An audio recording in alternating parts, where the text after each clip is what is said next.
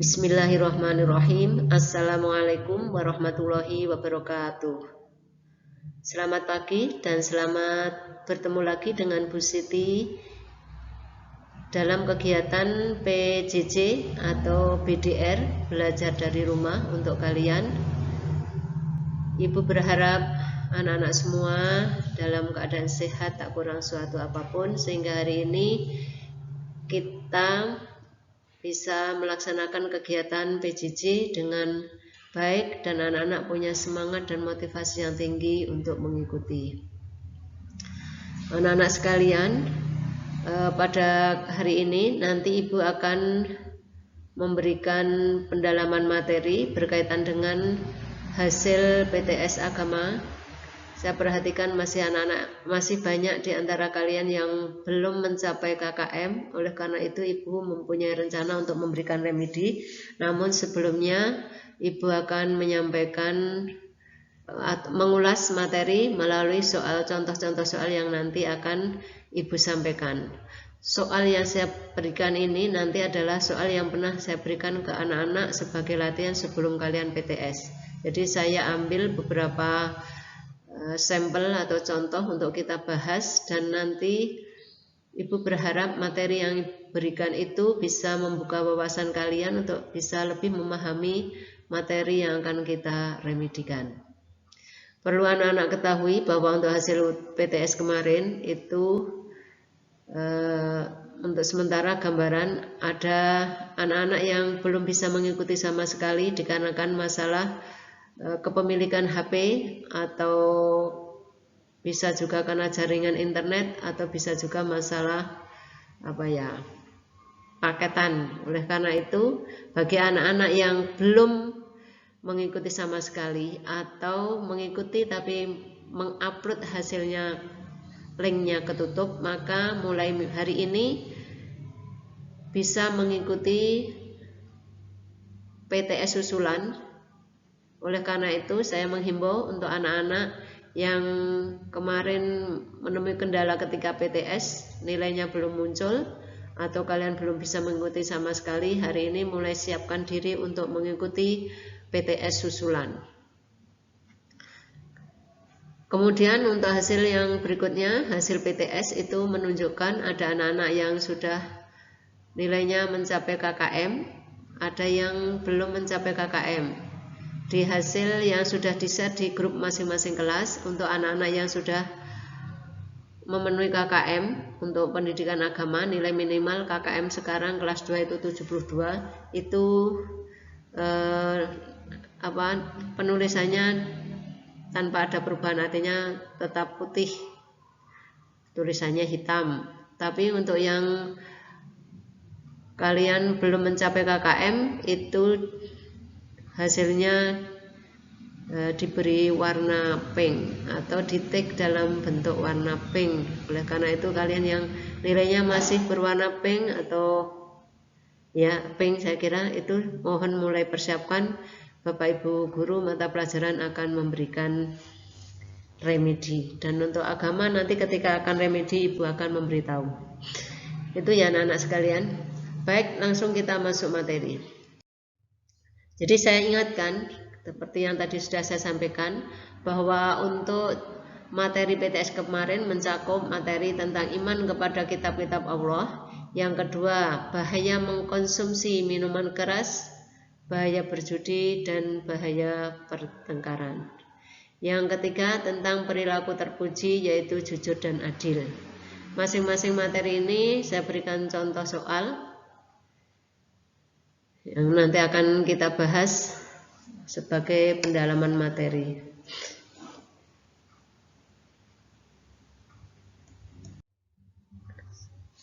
Nah, ini contoh soalnya. Nomor 1, meyakini dengan sepenuh hati bahwa Allah Subhanahu wa Ta'ala telah menurunkan kitab-kitabnya kepada utusannya untuk dijadikan pedoman hidup umat manusia, agar umat manusia dapat mencapai kebahagiaan hidup di dunia sampai di akhirat. Pernyataan tersebut merupakan titik-titik. Jadi dari ada pernyataan seperti itu, anak-anak bisa menunjukkan itu merupakan Apakah pengertian kitab-kitab Allah, pengertian iman kepada kitab Allah, pengertian iman kepada kita.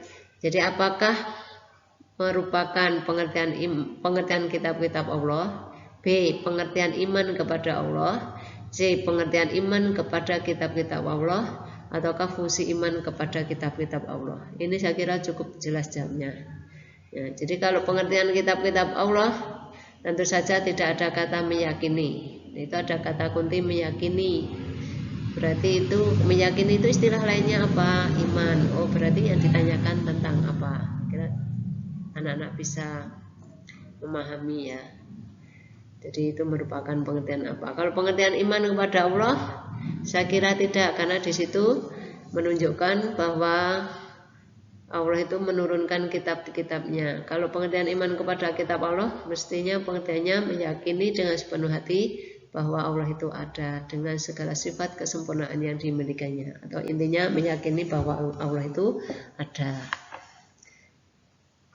Berikutnya, apakah merupakan fungsi iman kepada kitab-kitab Allah? Nah, fungsi atau manfaat iman kepada kitab-kitab Allah, kira-kira pernyataan itu merupakan fungsi apa bukan? Jadi kalau merupakan fungsi, saya kira nggak ada kata kunci meyakini dengan sepenuh hati ya. Jadi berarti itu jawabannya apa? Saya kira cukup jelas bahwa meyakini dengan sepenuh hati bahwa Allah telah menurunkan kitab-kitabnya dan seterusnya adalah merupakan pengertian iman kepada kitab-kitab Allah.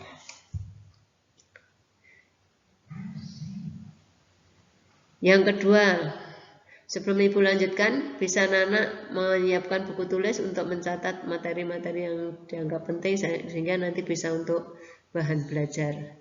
Di samping anak-anak harus baca buku paket atau buku referensi lain yang mendukung materi yang akan kita bahas. Yang kedua, semua kitab Allah Subhanahu wa taala berisi ajaran yang baik dan benar. Semua kitab Allah Subhanahu wa taala berisi, bukan berisi, saya maaf ini ada kesalahan ketik. Semua kitab Allah Subhanahu wa taala berisi ajaran yang benar dan baik sesuai dengan masanya, masa saat itu ya. Ajaran yang sama dan tertuang dalam semua kitab Allah Subhanahu wa taala adalah tentang titik-titik. Sebelum kita jawab ini, Ibu mengingatkan, jadi kitab yang wajib diimani ada berapa? Ada 4. Ya tidak, 4 itu apa saja? Yang turun pertama kali apa? Kitab Taurat. Kitab Taurat turun pada abad 12 sebelum Masehi. Diturunkan pada Nabi siapa? Nabi Musa alaihissalam. Berbahasa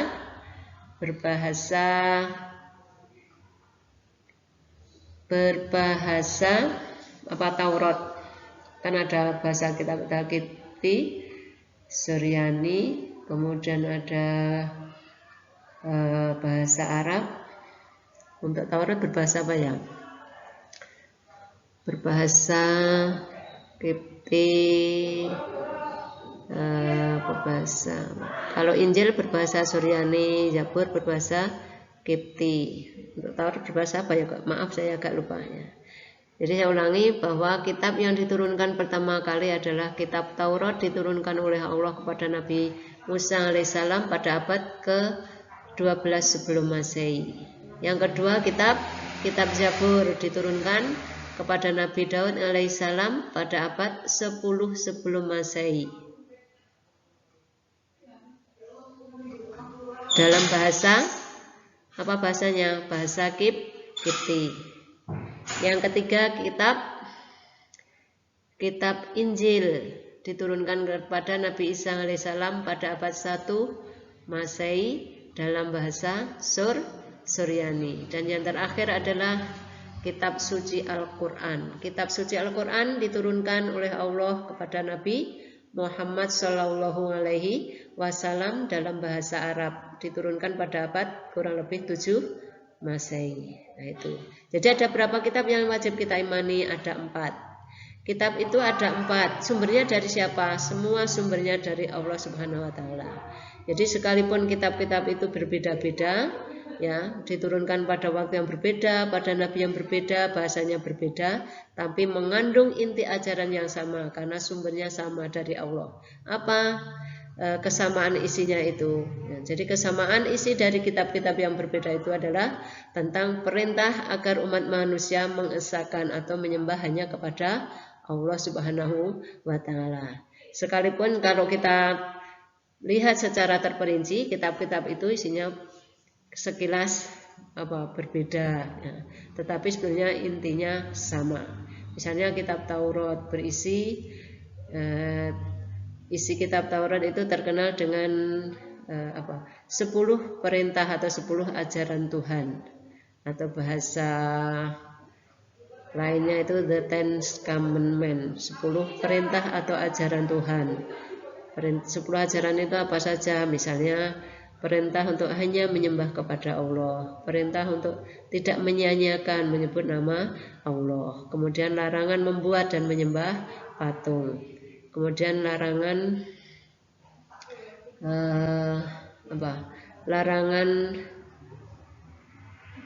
larangan membuat dan menyembah patung, kemudian perintah untuk berbakti kepada orang tua, larangan berbuat zina, larangan mencuri, larangan mengambil hak orang lain, kemudian perintah untuk memuliakan hari Sabat. Hari Sabat itu hari Sabtu. Nah, jadi 10 ajaran itu saya kira di Al-Quran ada, kecuali memuliakan hari Sabtu. Jadi nggak ada kalau dalam ajaran Islam. Tapi kalau dilihat sekilas semua itu adalah untuk kembali kepada Allah. Jadi mengesahkan hanya pada Allah. Dilarang membuat patung, dilarang menyembah patung, tapi yang harus disembah apa? Allah. Di 10 ajaran Tuhan isi kitab Taurat. Kemudian kitab Zabur isinya apa? Isinya ada nyanyian, pujian, kata-kata hikmah yang diungkapkan atau ditujukan kepada Allah sebagai ungkapan rasa syukur karena Allah sudah memberikan nikmat yang banyak. Nah, kitab Zabur atau sering disebut juga kitab Mazmur. Yang ketiga kitab Injil. Kitab Injil itu berisi larangan bagi umat manusia untuk mendewa-dewakan atau hidup itu hanya untuk materi duniawi. Jadi kenapa turun ayat demikian? Karena pada masa itu masyarakat Bani Israel khususnya itu mempunyai kebiasaan hedonisme, jadi sangat membanggakan materi keduniawian. Kemudian kitab Al-Quran. Kitab Al-Quran isinya ada mencakup semua, ya. Ada akidah, ada akhlak, ada ibadah, muamalah, tarikh, kemudian ada janji dan ancaman Allah. Akidah itu tentang apa? Akidah itu tentang keyakinan kepada Allah, mengesahkan hanya kepada Allah, manusia hanya bertuhan kepada Allah, tidak menyembah kecuali hanya kepada Allah. La ilaha illallah, tidak ada Tuhan selain Allah. Kemudian ibadah itu ajaran yang berkaitan dengan bagaimana manusia harus menyembah Allah. Misalnya ada sholat, ada zakat, nah, seperti itu. Jadi ibadah itu artinya mengabdi hanya kepada Allah. Kemudian berisi tentang muamalah itu hubungan sesama manusia, nah, khususnya dalam hal memenuhi kebutuhan hidup, dalam hal perekonomian itu muamalah. Kemudian tarikh itu sejarah umat manusia masa lalu. Apa manfaatnya kita mempelajari Al-Quran tentang yang berkaitan dengan sejarah umat masa lalu? Supaya apa? Kita bisa mengambil pelajaran mana yang baik, mana yang harus kita tiru. Kemudian berisi juga janji dan ancaman Allah. Jadi dibanding kitab yang lain, kitab suci Al-Quran isinya paling lengkap, paling sempurna. Nah, ini keistimewaan Al-Quran. Jadi keistimewaan Al-Quran itu isinya paling lengkap, paling sempurna. Kemudian berlaku secara universal, artinya berlaku sepanjang masa, berlaku dimanapun berada untuk seluruh umat manusia. Itu kitab suci Al-Quran. Jadi nomor 2 cukup jelas ya, bisa difahami ya. Kalau masih ada yang kurang paham, bisa kalian japri Bu, tanya yang kurang paham, atau bisa pelajari buku paket. Berikutnya nomor 3. Mengimani adanya Al-Quran hukumnya wajib. Adapun iman kepada Al-Quran mengandung arti sebagai berikut. Jadi tadi disebutkan bahwa kitab itu kan ada 4. Ada Taurat, ada Zabur, ada Injil, ada Al-Quran. Nah, semua harus kita yakini bahwa itu adalah kitab-kitab Allah. Hanya yang perlu kita bedakan bahwa untuk ketiga kitab yang terdahulu, ada kitab Zabur, Taurat, dan Injil, maka kita cukup beriman bahwa kitab itu betul dari Allah, meyakini kebenaran isinya, meyakini Nabi yang menerimanya, tapi kita tidak berkewajiban melaksanakan ajaran kitab Taurat, Zabur, dan Injil itu. Kenapa? Umat Islam pedomannya adalah Al-Quran. Dan insya Allah Al-Quran itu sudah mencakup semua ajaran yang tertuang di kitab-kitab terdahulu. Hanya bahasanya berbeda. Nah, kepada kitab suci Al-Quran sikap kita seperti apa? Yang mengimani bahwa Al-Quran itu dari Allah, meyakini kebenaran isinya, meyakini bahwa Al-Quran itu diturunkan kepada Nabi Muhammad Shallallahu Alaihi Wasallam.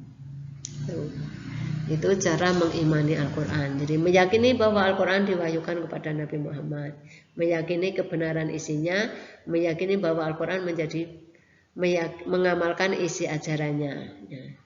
Jadi kalau Al-Quran tidak hanya khusus berlaku bangsa Arab, tapi untuk seluruh umat manusia di dunia. Nah, itu keistimewaan Al-Quran. Jadi berlaku untuk seluruh umat manusia di dunia di sepanjang masa, atau bersifat universal. Tulisannya universal tapi membacanya universal. Paham ya? Paham. Baik. Kira nomor 3 anak bisa tahu jawabnya, Pak. Nomor 4. Salah satu keistimewaan kitab suci Al-Quran dibanding ketiga kitab yang turun terdahulu adalah berbahasa Arab, paling sempurna atau lengkap, turun terakhir kali, paling tebal pembukanya. Silahkan dipilih. Saya kira jawabnya cukup jelas, tadi sudah Ibu jelaskan. Nomor 5. Perhatikan pernyataan berikut. 1. Akidah, 2. Akhlak, 3. Ibadah, 4. Muamalah. Pokok-pokok ajaran Al-Quran yang berkaitan dengan keyakinan seperti mengesahkan Allah Subhanahu wa Ta'ala dan meyakini adanya malaikat Allah dan seterusnya, masalah yang berkaitan dengan keyakinan itu ditunjukkan dengan istilah apa? Apakah akidah, akhlak, ibadah, atau muamalah? Apakah ditunjukkan nomor 1, nomor 2, nomor 3, atau nomor 4? Tadi di awal sudah Ibu jelaskan tentang isi Al-Quran apa saja, terus tentang apa masing-masing itu berkaitan dengan apa. Jadi akidah berkaitan dengan keesaan Allah, akhlak tentang perilaku, budi pekerti, ya. Ibadah hubungannya dengan pengabdian manusia kepada Allah, bagaimana sholat, berzakat, puasa, atau terangkum dalam satu ilmu namanya ilmu fikih. Kemudian muamalah, hubungan sesama manusia khususnya dalam memenuhi kebutuhan hidup atau dalam bidang perekonomian. Nomor 6. Dalam sejarah tercatat bahwa Al-Quran turun secara bertahap atau berangsur-angsur. Berikut ini hikmah Al-Quran turun secara berangsur atau bertahap.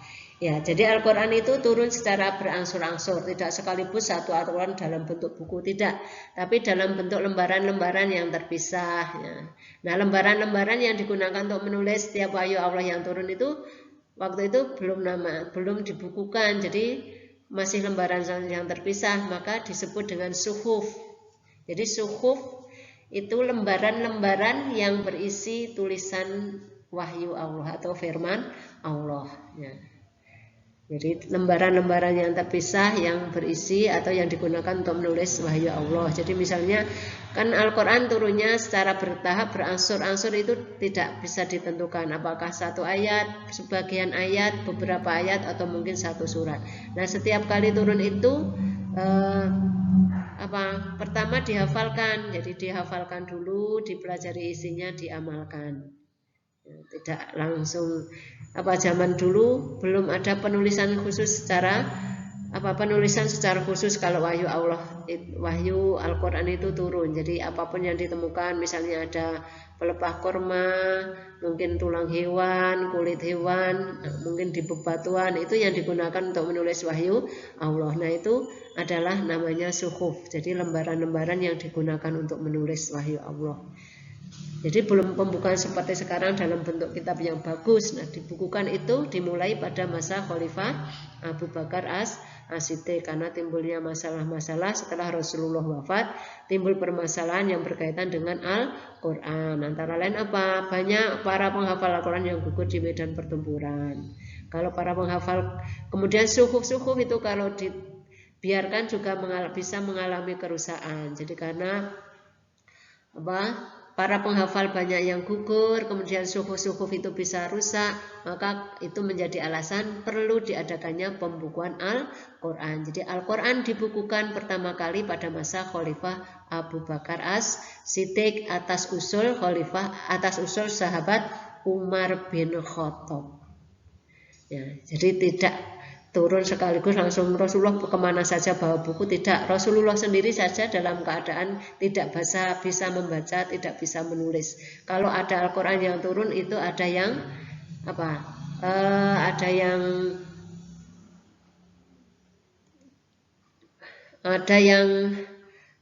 menjadi juru tulis. Salah satu juru tulis ketika Rasulullah menerima wahyu, ya, itu adalah Zaid bin Sabit. Itu yang paling banyak, yang paling berperan itu Zaid bin Sabit.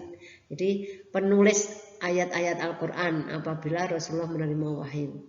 Tapi ketika ayat Al-Quran turun itu pertama ya dihafalkan, kemudian difahami dan dilaksanakan, belum ditulis. Waktu itu belum ada penulisan secara khusus, hanya ditulis dalam bentuk ya lembaran-lembaran yang masih terpisah-pisah, dan yang itu disebut suhuf. Tapi sebelum zamannya Rasulullah itu Allah juga sudah menurunkan suhuf, ya. Tapi suhuf yang diterima Nabi terdahulu dengan suhuf yang pada masa Rasulullah itu berbeda. Kalau suhuf pada Nabi yang terdahulu, satu suhuf itu sama dengan satu surat. Kalau suhuf pada masa Rasulullah, satu suhuf belum tentu satu surat. Contohnya Nabi Ibrahim menerima berapa? 10 suhuf kalau tidak salah. Itu suhuf. Jadi 10 suhuf yang diterima Nabi Ibrahim sama dengan 10 surat. Kemudian Nabi Adam juga menerima. Kemudian ada yang Nabi menerima 30 suhuf. Nah, 30 suhuf berarti sama dengan 30 surat. Jadi saya jelaskan bedanya suhuf dengan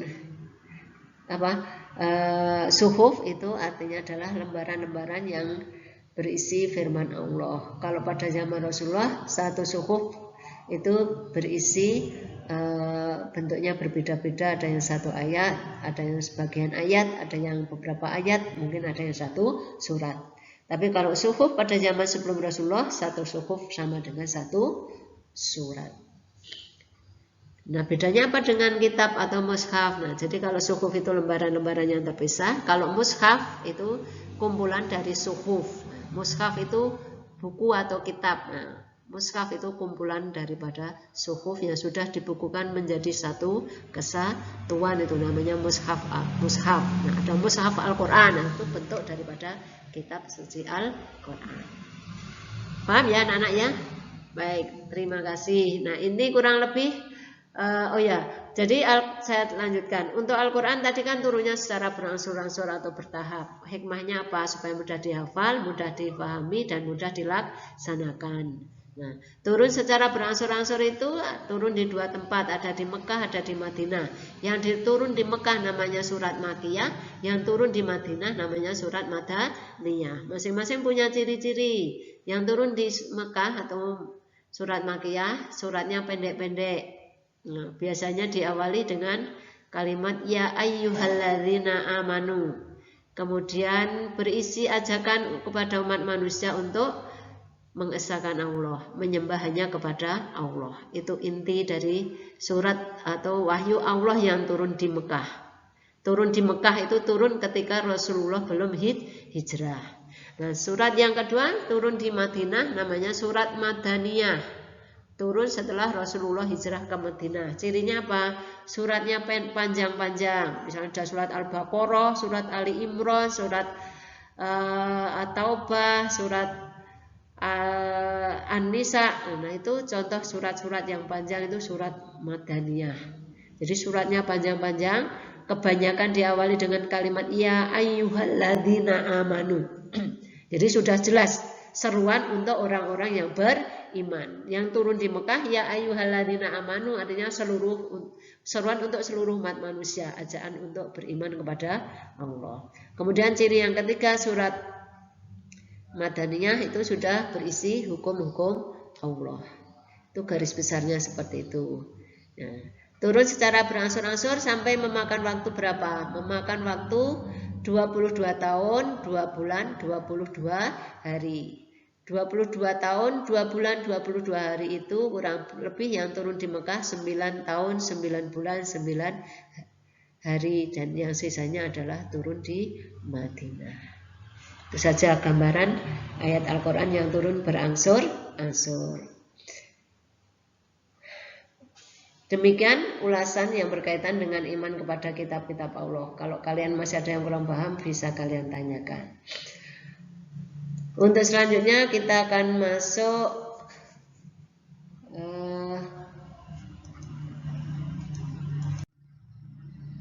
ke materi tentang minuman keras, judi dan bertengkar.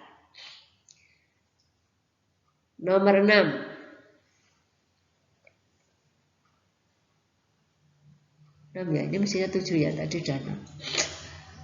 Ada hadis yang berbunyi An Ibnu Umar radhiyallahu anhuma anna Nabiyya sallallahu alaihi wasallam qala.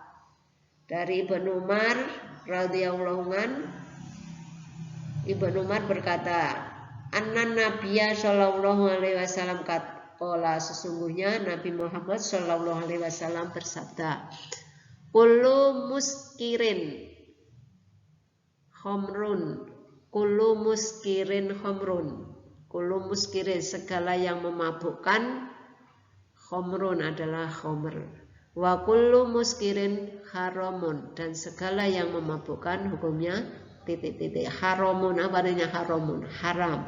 Jadi semua minuman yang memabukkan ini menurut hadis ini tidak dilihat kadarnya besar kecil, pokoknya semua hukumnya haram. Jadi kalau kita minum minuman yang memabukkan itu menjadi kelasnya khamr dan meminumnya adalah hukumnya haram. Ya, karena itu jangan coba-coba. Haram itu artinya apa? Haram itu ya artinya tidak boleh. Kalau kita tetap melanggar minum ya kita berdosa. Tapi kalau dengan sengaja kita nggak mau dan kita tinggalkan, insya Allah kita dapat pahala. Jadi sesuatu perbuatan yang nggak baik, kalau kita nekat melakukan dosa. Tapi kalau kita berniat tidak mau melakukan, menghindari, insya Allah dapat pahala. Itu haram. Kalau halal ya halal itu artinya boleh. Boleh maksudnya ya kita mau mengkonsumsi itu boleh. Tidak ada larangan. Sunnah, kalau sunnah itu artinya ya mengkonsumsi tidak ada dosanya, tapi kalau kita tinggalkan kita dapat pahala. Itu yang namanya sunnah. Mubah itu artinya boleh. Hukum semua, asal semua hukum itu adalah dari mubah. Menjadi halal, menjadi sunnah, haram itu mengandung alasan masing-masing. Itu khamr. Di lingkungan kita banyak sekali minum-minuman yang keras yang memabukkan dengan nama yang berbeda-beda. Ya. Anak-anak harus ya bisa menjaga diri, bisa mengendalikan diri. Jangan pernah mencoba-coba, karena sekali mencoba, ini menurut cerita orang yang pernah ketagihan masalah itu, sekali minum itu biasanya pengen mencoba lagi. Nah, karena orang yang minum minuman keras jadi menjadi flat, tidak merasa punya beban apa-apa, jadi sebagai kompensasi untuk lari dari masalah yang dihadapi. Nomor 7, secara psikis itu secara psikis.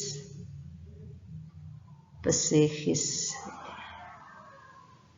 Psikis itu secara kejiwaan ya.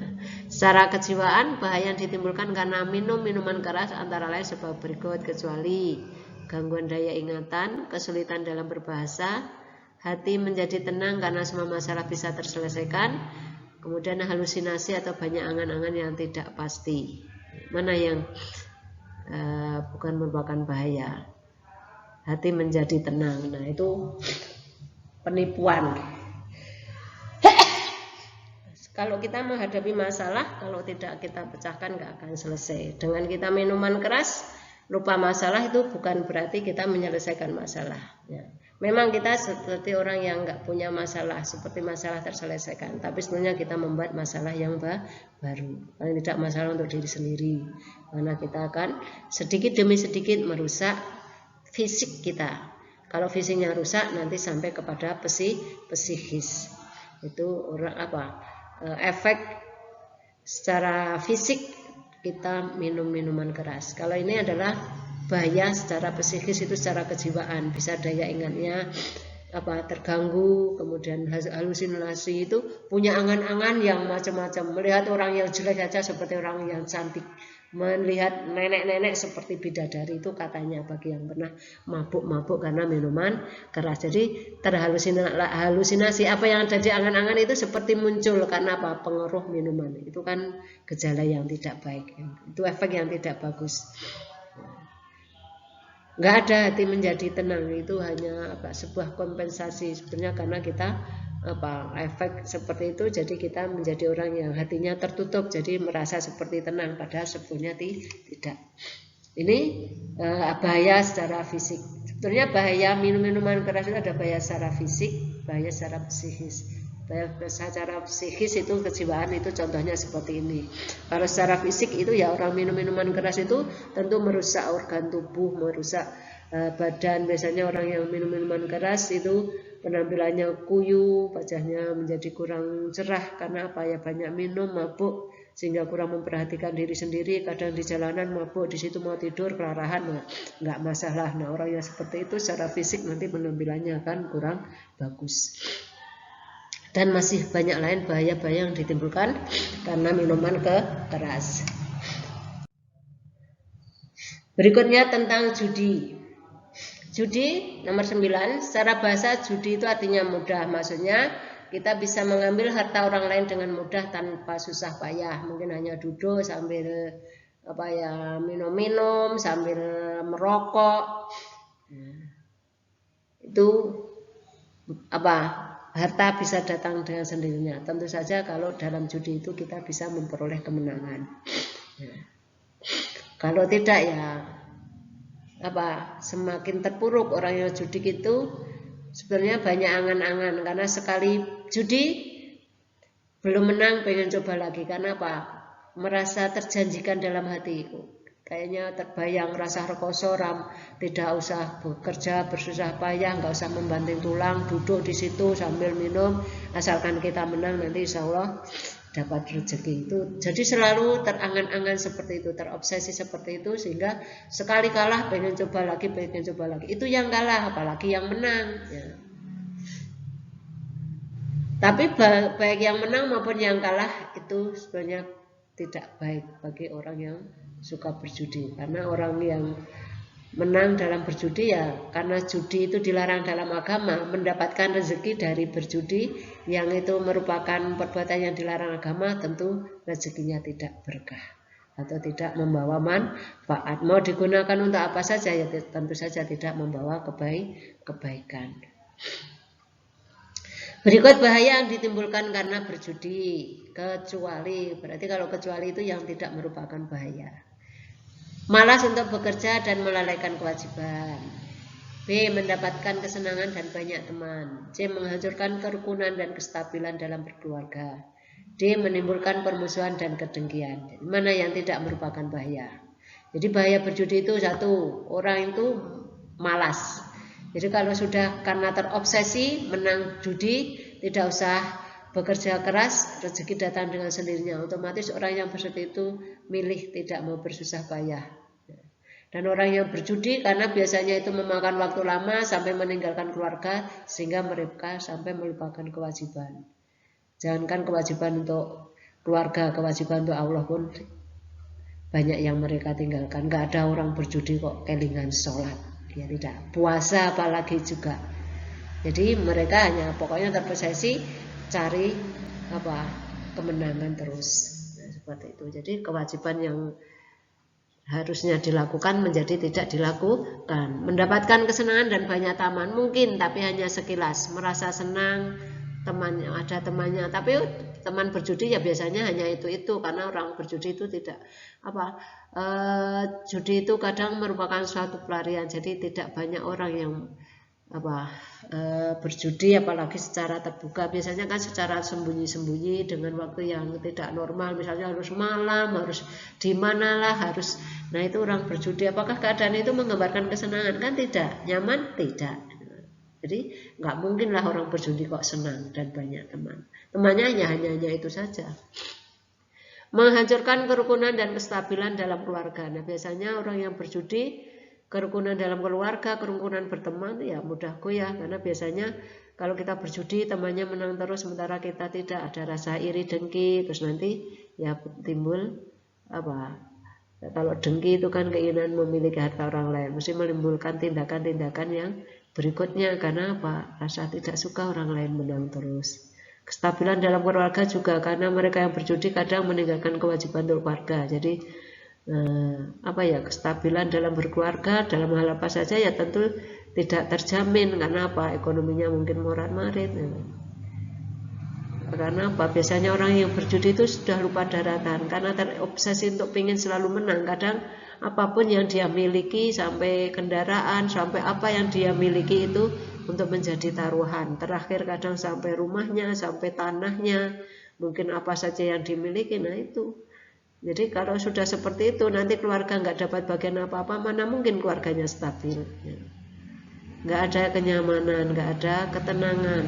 Nanti anaknya kalang kabut karena orang tuanya seperti itu, nggak bisa dicontoh.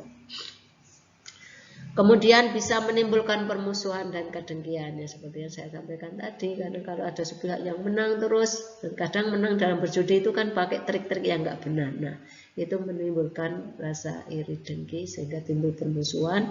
Kalau sudah orang bermusuhan, mana mungkin kerukunan tidak bisa terjaga. Dan masih banyak lagi bahaya yang ditimbulkan daripada kita berjudi. Yang lain bisa kalian pelajari sendiri. Berikutnya nomor 10. Hal-hal yang menjadi faktor penyebab seseorang berjudi adalah sebagai berikut. Faktor penyebab orang berjudi itu bisa digolongkan menjadi 2. Ada faktor pendorong dari diri sendiri, namanya faktor intrinsik, faktor yang ditimbulkan dari keadaan orang itu sendiri. Kemudian ada faktor pengaruh dari luar, namanya ekstrinsik.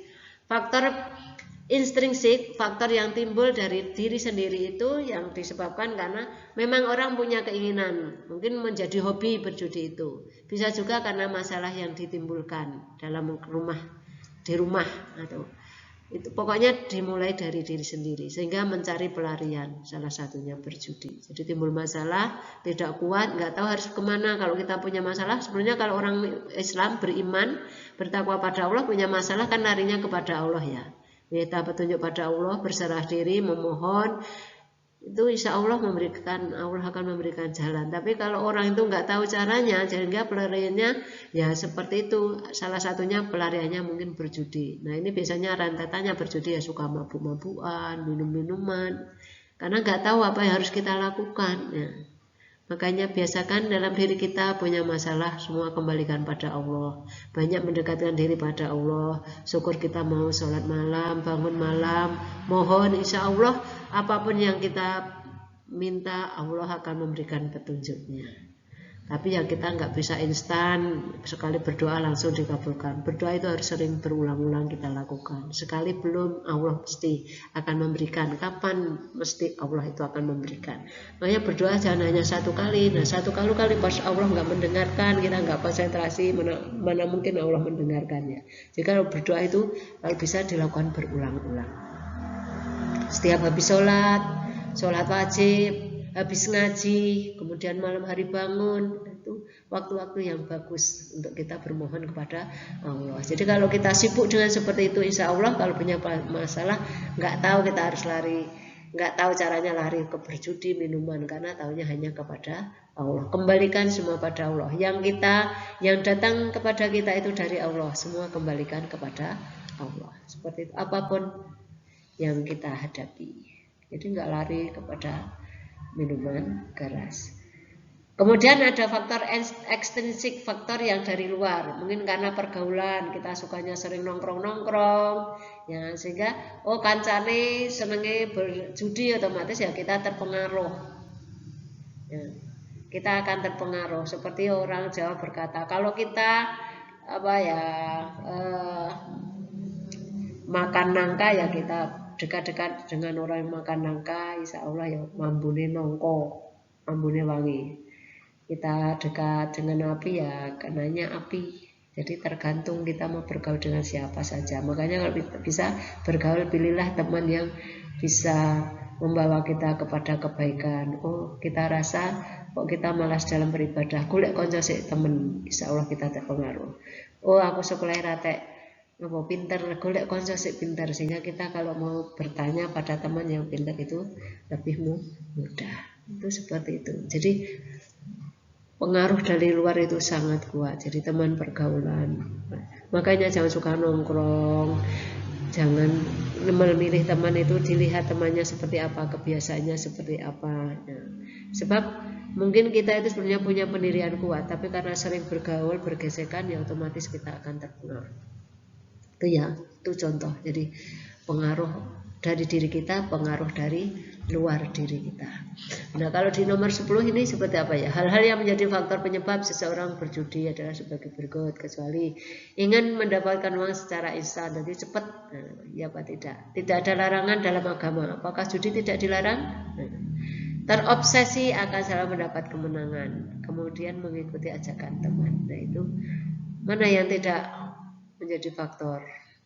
Tidak ada larangan dalam agama, tidak mungkin. Judi itu salah satu yang dilarang dalam agama. Jelas di Al-Quran surat Al-Ma'idah ayat 3. Di Al-Quran surat Al-Ma'idah 3 itu disebutkan. Jadi bangsa Arab itu dulu punya kebiasaan mengadu nasib dengan membuat panah. Membuat 3 panah.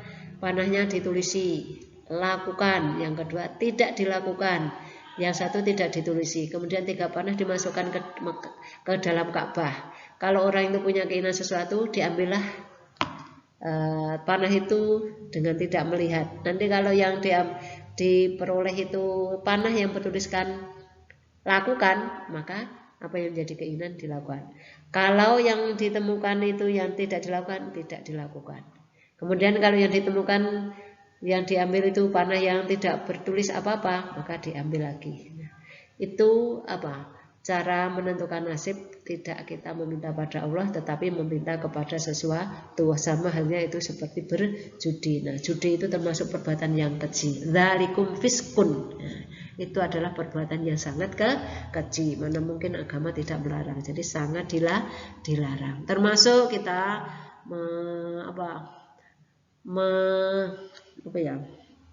paranormal, minta di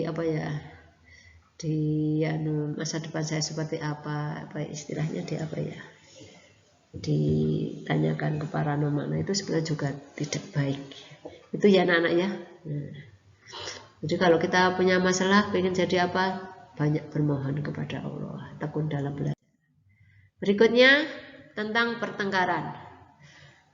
Pertengkaran merupakan suatu kegiatan perbuatan perkelahian atau tindak kekerasan yang dilakukan sekelompok orang. Perkelahian dilakukan oleh sekelompok orang, minimal 2 orang, gak ada yang berkelahi 1 orang ya. Apa yang berkelahi pikiran kalau sendiri ya. Pertengkaran merupakan suatu kegiatan perkelahian atau tindak kekerasan yang dilakukan sekelompok orang atau satu rumpun masyarakat.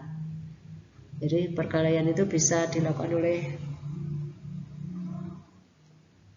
kelompok orang, minimal 2 orang, bisa beberapa atau bisa sampai ke suku, rumpun masyarakat. Nah, itu tergantung masalahnya. Berikut ini beberapa faktor penyebab timbulnya pertengkaran. Satu, kecuali mana yang tidak termasuk penyebab. Sukar beradaptasi. Beradaptasi itu artinya menyesuaikan diri. Sukar menyesuaikan diri atau beradaptasi dengan lingkungan sosial sehingga menimbulkan tekanan. Jadi lingkungan yang mungkin orangnya keras-keras, sehingga sedikit saja tersinggung. Nah, itu mudah tersulut, mudah menimbulkan perkelahian. Adanya kekerasan dan ketidakharmonisan dalam keluarga. Jadi misalnya dalam sebuah keluarga ada ketidakharmonisan, di rumah banyak masalah, kemudian lari keluar rumah, cari komunitas yang suka seperti itu, atau bisa di rumah juga timbul pertengkaran, ya. Karena masing-masing egois, tidak bisa menerima keadaan orang lain. Satu simnya sibuk atau dua-duanya sibuk sehingga kurang komunikasi. Nah, pertengkaran itu bisa disebabkan karena kurangnya komunikasi. Mestinya kalau ada masalah ya kita bicara baik-baik, duduk berempat, duduk bareng, ada apa toh. Misalnya temannya kalau biasanya ramah, banyak senyum kok diam, mungkin pandangannya kurang, ditanya dengan baik-baik. Siapa tahu karena mendapat pengaruh orang lain, siapa tahu salah paham. Jadi kalau menurut A'agim, kalau ada masalah itu kita harus cari data yang akurat, yang lengkap. Kenapa orang begitu tanya? Jangan diselesaikan dengan pertengkaran, karena pertengkaran nggak akan menyelesaikan masalah, tapi menimbulkan masalah baru. Supel atau mudah bergaul dan banyak teman. Apakah kita supel? Supel itu mudah bergaul. Dengan orang tua bisa, dengan yang lebih muda bisa, tidak minder, supel. Adanya contoh yang buruk di lingkungan sekitar, mana yang tidak termasuk penyebab. Nah, jadi saya kira anak-anak bisa memilih. Jadi penyebab kita bertengkar itu bisa karena tidak bisa menerima keadaan lingkungan atau tidak bisa beradaptasi, karena adanya kekerasan yang sering kita temui entah di lingkungan atau di keluarga kita, ada ketidakharmonisan antara kedua orang tua kita dalam keluarga, gitu. Kemudian adanya contoh yang buruk di lingkungan sekitar. Jadi anak-anak itu bisa sering berkelahi dengan orang lain karena yang melihat lingkungan di sekitarnya. Lingkungannya orang keras, sukanya gelut, ya. Seperti orang Arab itu kan sebenarnya orangnya keras, gengsinya tinggi sehingga mereka mudah tersinggung. Dulu berlaku hukum di Arab itu hukum rimba, siapa yang kuat itulah yang menang. Maka di Arab dulu sering terjadi keributan, sering terjadi peperangan antar suku. Itu disebabkan karena Pak, masing-masing tidak menghargai suku yang lain, merasa lebih tinggi dibanding orang lain. Coba kita bisa menerima, supel, bergaul dengan baik, maka nggak akan ada pertengkaran. Kalau ada masalah kita dekati, kita bicara baik-baik, insya Allah itu lebih bagus. 12. Perhatikan beberapa pernyataan berikut. 1. Menyadari bahwa kekerasan tidak akan menyelesaikan masalah. 2. Para pelajar mengikuti pelajaran ilmu sosial budaya agar dapat menempatkan diri di masyarakat. 3. Memperkuat ilmu bela diri supaya semakin tangguh dalam tawuran. Diberi sanksi. Yang keempat, diberi sanksi tegas untuk para pelaku tindak kekerasan. Pernyataan yang tidak termasuk tata cara menghindari pertengkaran atau tawuran ditunjukkan nomor titik-titik. Pernyataan yang tidak termasuk tata cara menghindari pertengkaran. Menyadari bahwa kekerasan tidak akan menyelesaikan masalah. Kalau semua orang sadar, maka nggak akan ada pertengkaran. Para pelajar mengikuti pelajaran ilmu sosial budaya agar dapat menempatkan diri di masyarakat. Juga bagus, insya Allah, dalam belajar tentang keadaan sosial, maka bisa kita beradaptasi di lingkungan sosial manapun. Memperkuat ilmu bela diri supaya semakin tangguh dalam bertawuran. Nah, ini yang nggak bagus. Bisa kita bela diri tetapi bukan untuk menjaga untuk membekali diri, tetapi untuk modal untuk bertawuran. Ini yang sangat berbahaya. Ini mesti yang kita hindari. Diberi sanksi tegas untuk para pelaku tindak kekerasan. Mana yang tidak termasuk, ya tentu sangat jelas. Nomor 3 ya.